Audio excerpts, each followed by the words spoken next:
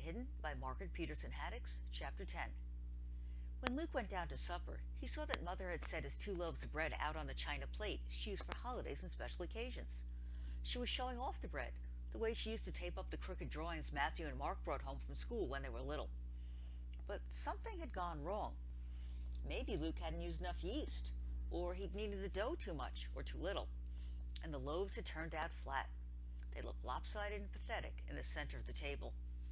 Luke wished Mother had just thrown them away. "It's cold out now. Nobody noticed you pulled the shades. Why can't I sit at the table with all of you?" he asked when he reached the bottom of the stairs. "Oh, Luke," Mother started. "Someone might see your shadow through the shade," Dad said. "They wouldn't know it was mine," Luke said. "But there'd be 5. Someone might get suspicious," Mother said patiently. "Luke, we're just trying to protect you. How about a big slice of your bread? There's cold beef and canned beans, too." Resignedly, Luke sat down on the stairs. Matthew asked about the auction Dad had gone to.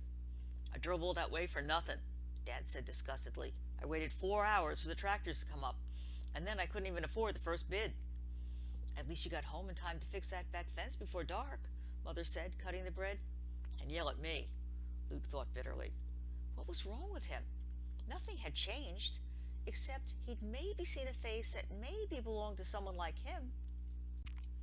Matthew and Mark suddenly noticed the bread Mother was doling out. "What's wrong with that?" Mark asked. "I'm sure it'll taste fine," Mother said. "It's Luke's first try." Luke muttered, "And my last," too softly for anyone to hear. There were advantages to sitting on the other side of the room from everyone else. "Luke made bread?"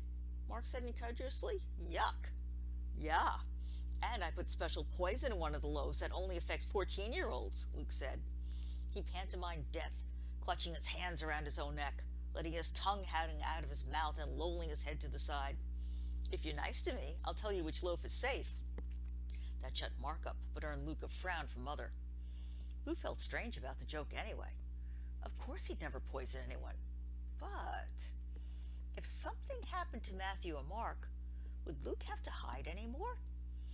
Would he become the public second son, free to go to town and to school and everywhere else that Matthew and Mark went? Could his parents find some way to explain a new child that was already 12 years old? It wasn't something Luke could ask. He felt guilty just thinking about it. Mark was making a big ceremony out of bringing the bread to his mouth.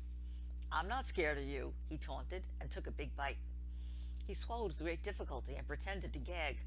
"Water! Water, quick!" He gulped down half his glass and glared at Luke. "Tastes like poison, all right." Luke bit into his bread. It was dry and crumbly and tasteless, not like Mother's at all. And everybody knew it. Even Dad and Mother had pained expressions on their faces as they chewed. Dad finally pushed a slice away. "That's okay, Luke," he said. "I'm not sure I'd want any son of mine getting too good at bacon anyhow. That's what a man gets married for." Matthew and Mark guffawed. "Getting married soon, Luke?" Mark teased. "Sure," Luke said, struggling to sound as devil-may-care as Mark. "But I don't think I'd invite you to the wedding." He felt a cold, hard lump in his stomach that wasn't the bread. Of course he'd never get married, or do anything. He'd never leave the house. Mark switched to teasing Matthew, who evidently did have a girlfriend. Luke watched the rest of his family laughing. "May I be excused?" Luke asked. Everyone turned to him in surprise. Usually he was the last one to make that request.